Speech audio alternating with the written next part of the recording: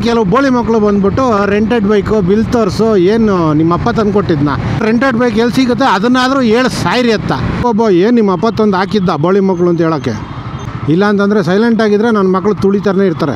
ಇನ್ನೊಂದು ಬಂದ್ಬಿಟ್ಟು E3 Elite 6.25 ಇಂಚು. So ನಾನು ಇವಾಗ ಸದ್ಯಕ್ಕೆ ಈ ಒಂದು ಮಾಡಲ್ ತೊಗೊತಾ ಇದ್ದೀನಿ. ಇದೆ ಫ್ಯೂಲೆಕ್ಸ್ ಪ್ರೋ ಪ್ಲಸ್ಸು. ಎಲ್ರಿಗೂ ನಮಸ್ಕಾರ, ಮತ್ತೊಮ್ಮೆ ನನ್ನ ಚಾನಲ್ ಗೋಲ್ಡನ್ ಥ್ರಾಟಲ್ಗೆ ಸ್ವಾಗತ ಸುಸ್ವಾಗತ. ಸೊ ಇವತ್ತು ಲಾಸ್ಟ್ ವೀಡಿಯೋದಲ್ಲಿ ಹೇಳ್ದಂಗೆ ಒಂದು ಡ್ಯಾಶ್ ಕ್ಯಾಮು ಮತ್ತು ಫ್ಯೂಲೆಕ್ಸ್ ಹಾಕ್ಸೋಣ ಅಂತ ನೆಕ್ಸ್ಟ್ ರೋಡ್ ರೈಡರ್ಸ್ಗೆ ಹೊರಟಿದ್ದೀನಿ. ಆಮೇಲೆ ಲಾಸ್ಟ್ ವೀಡಿಯೋದಲ್ಲಿ ಕೆಲವು ಬೋಳಿ ಮಕ್ಕಳು ಕಮೆಂಟ್ಗಳಾಗ್ತಾರೆ, ಫುಲ್ ವೀಡಿಯೋನೂ ನೋಡೋಲ್ಲ. ಫಸ್ಟ್ ಆಫ್ ಆಲು ಆ ವೀಡಿಯೋದಲ್ಲಿ ಹೇಳಿರೋದು ಗಾಡಿ ತೊಗೊಳಕ್ಕೆ ಹೋಗ್ತಾಯಿದ್ದೀನಿ, ಏನೇನು ಪ್ರಾಬ್ಲಮ್ಸ್ ಬರುತ್ತೆ ಒಂದು ಗಾಡಿ ತೊಗೊಳೋಕ್ಕೆ, ಒಬ್ಬ ಮಿಡಲ್ ಕ್ಲಾಸ್ ಫ್ಯಾಮಿಲಿ ಅಥವಾ ಒಬ್ಬ ಮಿಡಲ್ ಕ್ಲಾಸ್ ಬೈಕರಿಂದ ಏನೇನು ಪ್ರಾಬ್ಲಮ್ಸ್ ಬರುತ್ತೆ, ಹೆಂಗೆ ಫೈನಾನ್ಷಿಯಲಿ ಅವನು ಪ್ರಿಪೇರ್ ಆಗಬೇಕು, ರೆಡಿ ಆಗಬೇಕು ಆ ಫೈನಾನ್ಷಿಯಲ್ ಸಿಚುವೇಶನ್ಸ್ಗೆ ಅಂತ ಹೇಳ್ತಾ ಹೋಗಿ ಒಂದು ವೀಡಿಯೋ ಮಾಡಿ ಹಾಕಿದ್ದೆ. ನೋಡಿದ್ದೀರಾ? ಆ್ಯಕ್ಚುಲಿ ನೀವೆಲ್ಲ ನೋಡಿಲ್ಲ ಅಂತಂದರೆ ಅದೊಂದು ವೀಡಿಯೋ ನೋಡಿ. ಅದರಲ್ಲಿ ಕೆಲವು ಬೋಳಿ ಮಕ್ಕಳು ಬಂದ್ಬಿಟ್ಟು ರೆಂಟೆಡ್ ಬೈಕು ಬಿಲ್ ತೋರಿಸು, ಏನು ನಿಮ್ಮ ಅಪ್ಪ ತಂದು ಕೊಟ್ಟಿದ್ನ ನಿನಗೆ ಬಿಲ್ ತೋರ್ಸೋಕ್ಕೆ.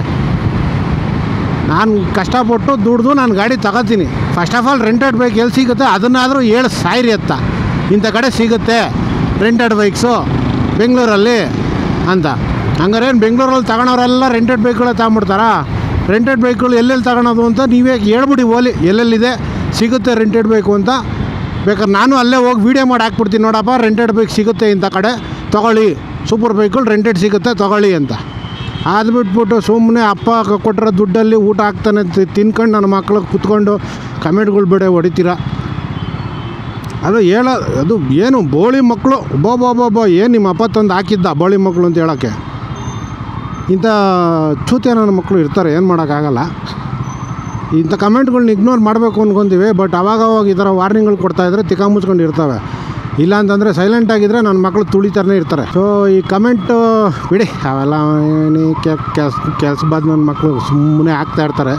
ಸುಮ್ಮನೆ ಬಾಯಲ್ಲಿ ಸಂಸ್ಕೃತ ಸರಿಗೆ ಬರ್ತವೆ, ನಮಗೂ ಹೊಡೆದ್ರೆ ನನ್ನ ಮಕ್ಕಳು ತಡ್ಕೊಳಕ್ಕಾಗಲ್ಲ. ಇಲ್ಲ ಅಷ್ಟೊಂದು ತಾಕತ್ತಿದ್ರೆ ಬರಬೇಕು, ಎದುರುಗಡೆ ನಿಂತು ಮಾತಾಡಬೇಕು, ನೀನು ತೊಗೊಂಡ್ರದು ರೆಂಟೆಡ್ ಬೇಕು ಅಂತ. ಎದುರಿಗೆ ನಿಂತ್ಕೊಳ್ಳೋ ತಾಕತ್ತಿಲ್ಲ, ಸುಮ್ಮನೆ ಎಲ್ಲ ಕೂತ್ಕೊಂಡು ಕಮೆಂಟ್ಗಳಾಗ್ತವೆ. ಓಕೆ, ಸೊ ಬಿಡಿ, ಅದು ನನ್ನ ಮಕ್ಕಳು ಇದ್ದೇ ಇರ್ತಾರೆ, ಏನೂ ಮಾಡೋಕ್ಕಾಗಲ್ಲ. ಅವೆಲ್ಲ ಅನುಭವಿಸ್ಬೇಕು. ಒಂದು ಸರಿ ಸೋಷಲ್ ಲೈಫಿಗೆ ಬಂದಾಗ, ಸೋಷಲ್ ಮೀಡಿಯಾಗೆ ಅಂತ ಬಂದಾಗ ಅವೆಲ್ಲ ತೊಗೋಬೇಕಾಗುತ್ತೆ. ಸೊ ಆ್ಯಕ್ಚುಲಿ ನಾನು ಫ್ಯೂಲೆಕ್ಸು ತುಂಬ ದಿನದಿಂದ ಅನ್ಕೊತಾ ಇದ್ದೆ. ನಾನು ಆ್ಯಕ್ಚುಲಿ ಹಳೆ ವೀಡಿಯೋಗಳಲ್ಲೂ ಹೇಳಿದ್ದೀನಿ ಹಾಕ್ಸ್ಬೇಕು ಅಂತ. ಅದು ಯಾಕೋ ಟೈಮೇ ಬರ್ತಾಯಿಲ್ಲ, ದೇವರೇ ಕಾಪಾಡಪ್ಪ, ಜೈ ಶ್ರೀರಾಮ್. ಯಾಕೋ ಟೈಮೇ ಬರ್ತಾಯಿಲ್ಲ, ಅದಕ್ಕೆ ಇವತ್ತು ಮನ್ಸು ಮಾಡಿ ಹಾಕ್ಸ್ಬಿಡೋಣ ಅಂತ. ಹಂಗೆ ಜೊತೆಗೆ ಡ್ಯಾಶ್ ಕ್ಯಾಮ್ ಹಾಕ್ಸೋಣ ಅಂತ. ಡ್ಯಾಶ್ ಕ್ಯಾಮ್ ಆ್ಯಕ್ಚುಲಿ ಸ್ವಲ್ಪ ರಿಕ್ವೈರ್ಮೆಂಟ್ ಇದೆ ಈಗ ಸದ್ಯಕ್ಕೆ. ಡ್ಯಾಶ್ ಕ್ಯಾಮು ತುಂಬ ಜನ ಏನಕ್ಕೆ ಅದು ಬೇಡ ಅಥವಾ ಏನಕ್ಕೆ ಅದು ಅವಶ್ಯಕತೆಯೇ ಇಲ್ಲ ಅಂತ ಹೇಳ್ತಾರೆ. ಬಟ್ ಅವಶ್ಯಕತೆ ತುಂಬ ಇದೆ ನಮ್ಮಂಥ ಟ್ರಾವೆಲರ್ಸ್ಗೆ ಎಸ್ಪೆಷಲಿ, ಅಥವಾ ಎಲ್ಲರಿಗೂ ಇದೆ. ಮುಂದೆ ಒಂದಿನ ಗಾಡಿಗಳಲ್ಲೇ ಇನ್ಬಿಲ್ಟು ಬರೋ ಚಾನ್ಸಸ್ಸೂ ಇದೆ. ಏನಕ್ಕೆ ಅಂತಂದರೆ ಈಗ ನೋಡಿ, ತುಂಬ ಆಕ್ಸಿಡೆಂಟ್ಗಳಾಗ್ತಾ ಇರುತ್ತೆ, ತುಂಬ ಜನ ಟಚ್ ಮಾಡ್ತಾ ಇರ್ತಾರೆ, ಅಥವಾ ಕೆಲವೊಂದು ಕಡೆ ಡಕಾಯಿತಿಗಳಾಗ್ತಾ ಇರ್ತವೆ, ಅಥವಾ ಹಿಟ್ ಆ್ಯಂಡ್ ರನ್ನು ಕ್ಯಾಪ್ಚರ್ ಆಗುತ್ತೆ. ಸೊ ಅಂಥ ಟೈಮಲ್ಲಿ ಎನಿ ಟೈಮ್ ನಾವಂತೂ ಕ್ಯಾಮ್ರಾಗಳು ಆನ್ ಮಾಡಿರೋಲ್ಲ. ಅಟ್ಲೀಸ್ಟು ಈ ಒಂದು ಡ್ಯಾಶ್ ಕ್ಯಾಮ್ ಇತ್ತು ಅಂತ ಎನಿ ಟೈಮ್ ರೆಕಾರ್ಡ್ ಆಗ್ತಾ ಇರುತ್ತೆ, ನಮಗೆ ಬೇಕಾಗಿರೋಂಥ ಫುಟೇಜ್ಗಳು ಸಿಗ್ತಾ ಇರುತ್ತೆ. ಪ್ಲಸ್ ಅದು ಲೀಗಲ್ಲಿ ಯೂಸ್ ಆಗುತ್ತೆ ಒಂದೊಂದು ಸರಿ. ಇವಾಗ ಯಾರೋ ಒಬ್ಬ ಬಂದು ಹಿಂದೆಯಿಂದ ಗುದ್ದದ, ಕ್ಯಾಮ್ರಾ ಪ್ರೂಫ್ ಇಲ್ಲ ಅಂತಂದರೆ ಏನು ಮಾಡ್ತೀರಾ? ನಾನು ಗುದ್ದೇ ಇಲ್ಲ ಅಂತಾನೆ, ಅಥವಾ ಜಗಳ ಆಡೋವಾಗ, ಅಥವಾ ಪೊಲೀಸ್ ಸ್ಟೇಷನ್ಗೆ ಹೋದಾಗ, ಅಥವಾ ಕೋರ್ಟ್ಗೆ ಹೋದಾಗ. ಸೊ ಕೆಲವೊಂದು ಕಡೆ ಬೇಕಾಗುತ್ತೆ ಪ್ರೂಫ್ಸ್ ಎಲ್ಲ. ಸೊ ಅದಕ್ಕೋಸ್ಕರ ಅಟ್ಲೀಸ್ಟ್ ಒಂದು ಡ್ಯಾಶ್ ಕ್ಯಾಮ್ ಇತ್ತು ಅಂದರೆ ರೆಕಾರ್ಡ್ ಆಗ್ತಾ ಇರುತ್ತೆ. ಮತ್ತು ಇನ್ನೊಂದು ಏನು ಅಂತಂದರೆ ಮ್ಯಾಪ್ಸ್ ಎಲ್ಲ ನೀವು ಅದರಲ್ಲೇ ನೋಡ್ಬೋದು. ನೀವು ಇಲ್ಲಿ ಇನ್ನೊಂದು ಸೆಕೆಂಡ್ರಿ ಮೊಬೈಲು ಇಡೋ ಅವಶ್ಯಕತೆ ಇಲ್ಲ. ಯಾಕಂದರೆ ಯೂಶ್ವಲಿ ನಾವೆಲ್ಲ ಸೆಕೆಂಡ್ರಿ ಮೊಬೈಲ್ ಇಟ್ಟೇ ಇರ್ತೀವಿ. ಮೇನ್ ಮೊಬೈಲ್ ಇಟ್ಬಿಟ್ರೆ ಏನಾಗುತ್ತೆ, ಕ್ಯಾಮ್ರಾ ಲೆನ್ಸಸ್ ಎಲ್ಲ ಹಾಳಾಗಿಬಿಡುತ್ತೆ ವೈಬ್ರೇಷನಿಂದ. ಸೊ ಅದಕ್ಕೋಸ್ಕರ ಏನಂದರೆ ಇದಕ್ಕೆ ಅಂತಲೇ ಒಂದು ಸಪ್ರೇಟು ಫೋನ್ ತೊಗೊಂಡಿರ್ತೀವಿ. ಅದು ಮಿನಿಮಮ್ ಅಂದ್ರೂ ಒಂದು 5ರಿಂದ 8 ಇಲ್ಲ 10 ಸಾವಿರ, 5ರಿಂದ 10 ಸಾವಿರ ಅಂತ ಕೊಡ್ತೀವಿ ಆ ಫೋನ್ಗೆ. ಸೊ ಅದ್ರ ಬದಲು ಅದೇ ಒಂದು ಸ್ಕ್ರೀನ್ ಬರುತ್ತೆ, 6.2 ಇಂಚು 6.3 ಇಂಚು, ಆಲ್ಮೋಸ್ಟ್ ಒಂದು ಸ್ಮಾರ್ಟ್ ಫೋನ್ ಅಷ್ಟೇ ನಿಮಗೆ ಸ್ಕ್ರೀನ್ ಇರುತ್ತೆ. ಸೊ ಆ ಸ್ಕ್ರೀನಲ್ಲೇ ಆರಾಮಾಗಿ ನಿಮ್ಮ ಮ್ಯಾಪ್ಸ್ ಗಿಪ್ಸ್ ಎಲ್ಲ ನೋಡ್ಕೋಬೋದು. ಬ್ಯಾಟ್ರಿ ಲೋ ಆಗೋ ಟೆನ್ಷನ್ ಇಲ್ಲ, ಮೆಮೊರಿ ಕಾರ್ಡ್ ಟೆನ್ಷನ್ ಇರೋಲ್ಲ. ಸೊ ಇದಾದರೆ ನೀವು ಚಾರ್ಜ್ ಮಾಡ್ತಾ ಇರಬೇಕಾಗುತ್ತೆ ಮೊಬೈಲ್. ಅದಂದರೆ ಡೈರೆಕ್ಟ್ ಬ್ಯಾಟ್ರಿಯಿಂದ ಪವರ್ ಬರ್ತಾ ಇರುತ್ತೆ. ಸೊ ನೀವು ಗಾಡಿ ಆನ್ ಮಾಡಿದ ತಕ್ಷಣ ಅದು ಆನ್ ಆಗ್ತಾ ಇರುತ್ತೆ. ಸೊ ಎನಿ ಟೈಮ್ ರನ್ನಿಂಗ್ ಇರುತ್ತೆ. ಆಫ್ಲೈನ್ ಮ್ಯಾಪ್ಸನ್ನು ಡೌನ್ಲೋಡ್ ಮಾಡಿದರೆ ನೀವು ಆರಾಮಾಗಿ, ಬ್ಯಾಟ್ರಿ ಇಲ್ಲ, ಫೋನ್ ಬ್ಯಾಟ್ರಿ ಡೆಡ್ ಆದ್ರೂ ನೀವು ಆರಾಮಾಗಿ ಮ್ಯಾಪ್ ತೊಗೊಂಡು ಬರ್ಬೋದು, ನೀವು ಸೇಫಾಗಿ ರೀಚ್ ಆಗ್ಬೋದು. ಸೊ ತುಂಬ ಅಡ್ವಾಂಟೇಜಸ್ಗಳು ಇದೆ. ಸೊ ಅದಕ್ಕೋಸ್ಕರ ಹಾಕ್ಸ್ಬಿಡೋಣ.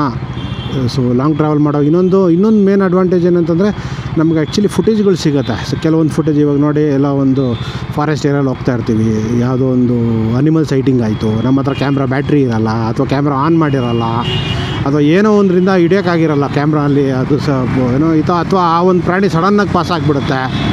ಅಂಥ ಟೈಮಲ್ಲಿ ನಮಗೊಂದು ಒಳ್ಳೆ ಫುಟೇಜ್ ಸಿಗುತ್ತೆ. ಸೊ ಆಬ್ವಿಯಸ್ಲಿ ಎಲ್ಲ ಥರನೂ ಒಂದು ಅಡ್ವಾಂಟೇಜ್ ಇದ್ದೇ ಇದೆ. ಸೊ ಅದಕ್ಕೆ ಹಾಕ್ಸ್ಬಿಡೋಣ ಅಂತ ಹೊರಟಿದ್ದೀನಿ. ಸೂಪರ್ ಬೈಕ್ ಅಪ್ಡೇಟು ಇಷ್ಟೇ. ಇವಾಗ ಸದ್ಯಕ್ಕಂತೂ ಪ್ಲ್ಯಾನಿಂಗ್ ನಡೀತಾ ಇದೆ. ಪ್ಲ್ಯಾನ್ ಏನಾದರೂ ವರ್ಕೌಟ್ ಆಯಿತು ಅಂತಂದರೆ ಡೈರೆಕ್ಟ್ ಧುಮುಕ್ಬಿಡೋದೆ, ತೊಗೊಂಬಿಡೋಣ ಅಂತ. ತುಂಬ ವರ್ಷದಿಂದ ಆಸೆ ಇದೆಯಲ್ಲ, ಆಸೆ ತೀರಿಸ್ಕೊಂಬಿಡೋಣ. Okay, so next road riders ಬಂದಿದ್ದೀನಿ. ಸೊ ಇಲ್ಲಿ ನೋಡಿ, ಇಲ್ಲಿದೆ fuel X pro plus. So compatible Bajaj ಡಾಮಿನಾರ್ಗೆ ಅಂತಲೇ ಇದೆ. ಸೊ ಈಗ ಜಸ್ಟ್ ಬಂತು, ಸೊ ತರಿಸಿದ್ದೀನಿ. ಸೊ ಇದೊಂದು ಫ್ಯೂಲ್ ಎಕ್ಸ್ ಒಂದು ಹಾಕ್ಸ್ತಾಯಿದ್ದೀನಿ. ಪ್ಲಸ್ಸು ನಾನು ನಿಮ್ಗೆ ಹೇಳ್ದಂಗೆ ಡ್ಯಾಶ್ ಕ್ಯಾಮು ಈಗ LBC ಮೋಟೋ ಅವ್ರದ್ದು 2 ಮಾಡಲ್ ಇದೆ. ಸೊ ಒಂದು ಬಂದ್ಬಿಟ್ಟು S3 ಎಲೀಟ್ 6.25 ಇಂಚ್ ಅಂತ, ಇನ್ನೊಂದು ಬಂದ್ಬಿಟ್ಟು E3 ಎಲೀಟು 6.25 ಇಂಚು. ಸೊ ನಾನು ಇವಾಗ ಸದ್ಯಕ್ಕೆ ಈ ಒಂದು ಮಾಡಲ್ ತೊಗೊತಾ ಇದ್ದೀನಿ. ಸೊ ನಿಮ್ಗೆ ಬೇಕಾದರೆ ಇದು ಹಾಕ್ಸ್ಕೋಬೋದು, ಇಲ್ಲ ಇದು ಹಾಕ್ಸ್ಕೋಬೋದು. ಸೊ ಈ ಮಾಡಲು ನಾನು ತೊಗೊತಾ ಇರೋದು ನೋಡಿ ಇಲ್ಲಿದೆ. ಸೊ ಇದರಲ್ಲಿ ನಿಮಗೆ almost IP67 water proof obviously ಬರುತ್ತೆ. SoC 256 GB ವರೆಗೂ ಮೆಮೊರಿ ಕಾರ್ಡ್ ಹಾಕ್ಬೋದು. 6.25 ಇಂಚ್ ಟಚ್ ಸ್ಕ್ರೀನ್ ಬರುತ್ತೆ, ವೈಫೈ, GPS ಬರುತ್ತೆ, ಪ್ಲಸ್ 1080p ಮುಂದೆ front camera, 1080p rare camera. So ಇದ್ರ ಡೀಟೇಲ್ಸ್ ಎಲ್ಲ ನಿಮ್ಗೆ ಹೋಗ್ತಾ ಹೇಳ್ತಾ ಇರ್ತೀನಿ. ಈಗ ಸದ್ಯಕ್ಕೆ ಗಾಡಿ ಫಿಟ್ ಮಾಡಿಸ್ಬೇಕು. ಸೊ ಈಗ ನಾನು ಫಿಟ್ ಮಾಡಿಸ್ತಾ ಇರೋದು ಬಂದ್ಬಿಟ್ಟು E3 LBC ಮೋಟೋದು E3 ಎಲೀಟು 6.25 ಇಂಚದು plus fuel X pro plus. So fuel ಎಕ್ಸ್ನ ಅಲ್ಲಿ ಇನ್ಸ್ಟಾಲ್ ಮಾಡೋಕ್ಕೆ ಕೊಟ್ಟಿದ್ದೇನೆ. ಸೊ ಈಗ ಇದರೊಳಗಡೆ ಏನೇನಿದೆ ಅಂತ, ಏನೇನು ಬರುತ್ತೆ ಅಂತ ತೋರಿಸ್ತೇನೆ. ಸೊ ನಿಮ್ಗೊಂದು ಸೂಪರಾಗಿರೋ ಬಾಕ್ಸ್.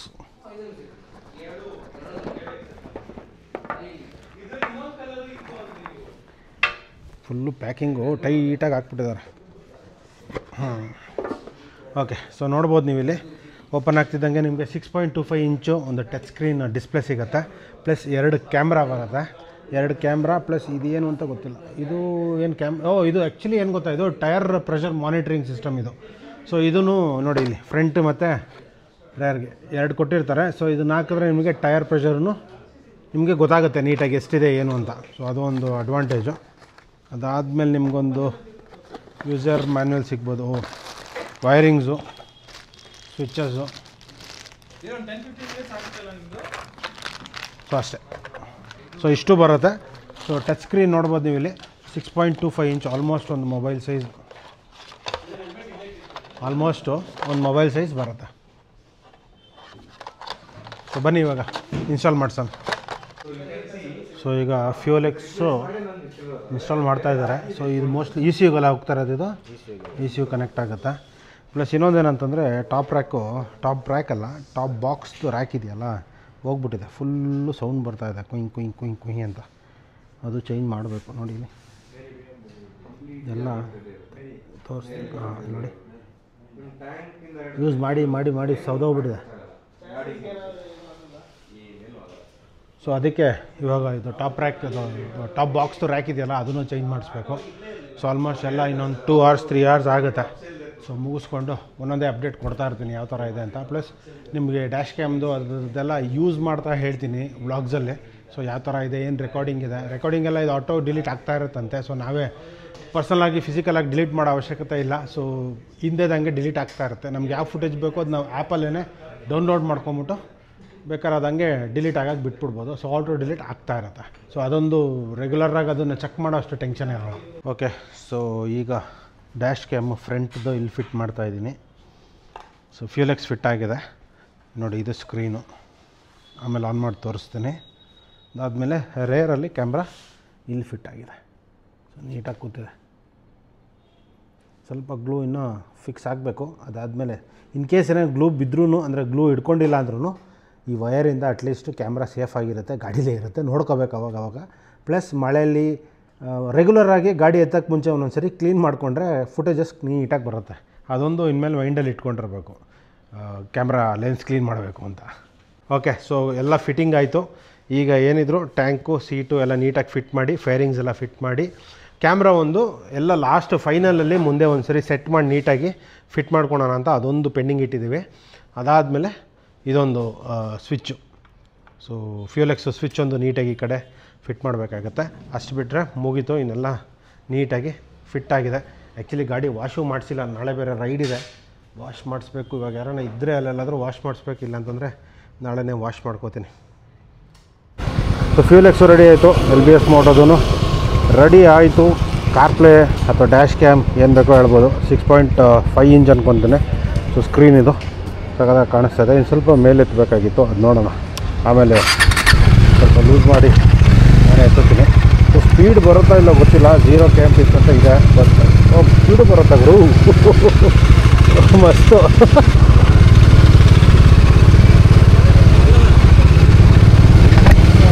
ಸ್ಪೀಡು ತೋರಿಸ್ತಾ ಇದೆ ನೋಡಿ, ಬಟ್ ಇಲ್ಲಿಗೂ ಅಲ್ಲಿಗೂ ಡಿಫರ್ ಇದೆ ಸ್ಪೀಡು.